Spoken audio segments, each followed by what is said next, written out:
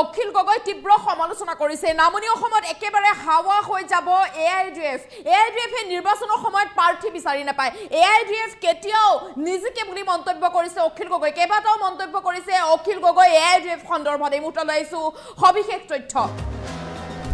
উজনি অসমৰ পৰা AIDF দল একেবাৰে হাৱা হৈ যাব বুলি মন্তব্য কৰিছে অখিল গগৈ আৰু নিৰ্বাচনৰ সময়ত প্ৰাৰ্থী বিচাৰি নাপায় AIDF দলে নিৰ্বাচনৰ সময়ত প্ৰাৰ্থী বিচাৰি নাপায় বুলি মন্তব্য কৰিছে নামনি অসমৰ পৰাও একেবাৰে নোহোৱা হ'ব AIDFৰ পঞ্চায়তত জিকা কথাটো একেবাৰে মিছা বুলি মন্তব্য কৰিছে অখিল গগৈ তীব্ৰ সমালোচনা কৰিছে নামনি অসমত এইবাৰ AIDF সম্পূৰ্ণৰূপে উৎখাত হৈ যাব AIDF এটা সাম্প্ৰদায়িক দলহে অখিল গগৈ মন্তব্য কৰিছে তীব্ৰ সমালোচনা কৰিছে AIDF দলক অখিল গগৈ উজনি অসমৰ পৰা AIDF একেবাৰে হাৱা হৈ যাব আৰু নামনি অসমৰ পৰা AIDF সম্পূৰ্ণৰূপে উৎখাত হৈ যাব বুলি অখিল গগৈ মন্তব্য কৰিছে আৰু নিৰ্বাচনৰ সময়ত AIDF প্ৰাৰ্থী বিচাৰি নাপায় অখিল গগৈ মন্তব্য কৰিছে প্ৰাৰ্থী বিচাৰি নাপায় AIDF আৰু AIDF পঞ্চায়তত জিকা কথাটো একেবাৰে মিছা বুলি মন্তব্য কৰিছে অখিল গগৈ কেৱল AIDF উজনি অসমৰ পৰা হাৱা হৈ নাযায় নামনি অসমতো একেবাৰে নোহোৱা হৈ যাব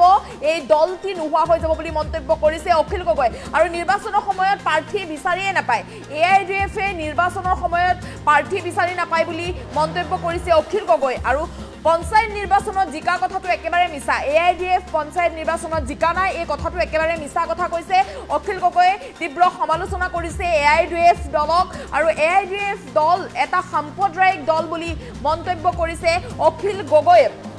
তীব্ৰ সমালোচনা কৰিছে এই দলটোক উজনি অসমৰ পৰা এই দলটো একেবাৰে হাৱা হৈ যাব আৰু নামনি অসমতো নোহোৱা হৈ যাব এই দলটি নোহোৱা হৈ যাব বুলি মন্তব্য কৰিছে অখিল গগৈ তীব্ৰ সমালোচনা কৰিছে AIDF দলটো AIDF দল একেবাৰে হাৱা হৈ যাব বুলি মন্তব্য অখিল গগৈ উজনি অসমৰ পৰাও নোহোৱা হ'ব নামনি অসমৰ পৰাও নোহোৱা হ'ব এইটো হৈছে কেৱল এটা সাম্প্ৰদায়িক দল এই মন্তব্য অখিল গগৈ মন্তব্য কৰিছে নাম কেৱল নামনি অসমৰ পৰাই নহয় উজনি অসমৰ পৰাও নোহোৱা হৈ পৰিব এই দলটি মাত্ৰ কেইদিনমান বাকী আছে AIDF হৈছে এটা সাম্প্ৰদায়িক দল হে হৈছে AIDF আৰু AIDF তীব্ৰ সমালোচনা কৰিছে অখিল গগৈ তীব্ৰ সমালোচনা কৰিছে AIDF অখিল গগৈ মন্তব্য আছে মন্তব্য আগবঢ়াইছো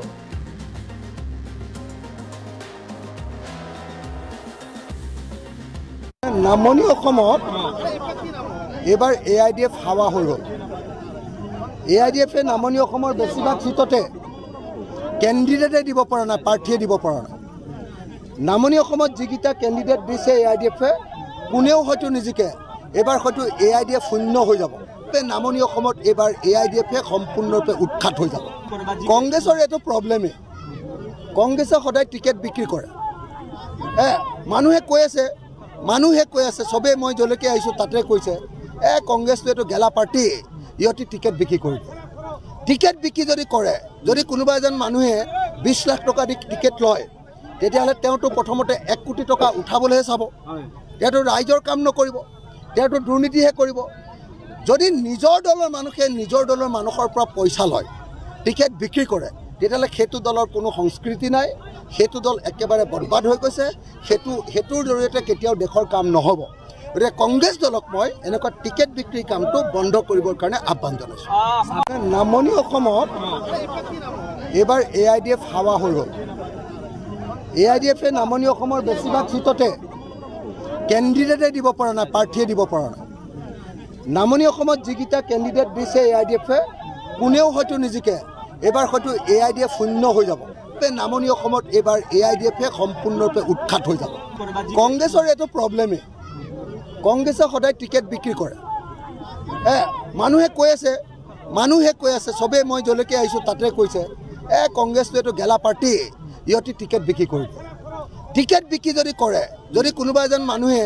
20 লাখ টকা দি টিকেট লয় তেতিয়াহ'লে তেওঁটো প্ৰথমতে 1 কোটি টকা উঠাবলৈহে চাব তেওঁটো ৰাইজৰ কাম নকৰিব তেওঁটো দুৰ্নীতিহে কৰিব যদি নিজৰ দলৰ মানুহে নিজৰ দলৰ মানুহৰ পৰা পইচা লয়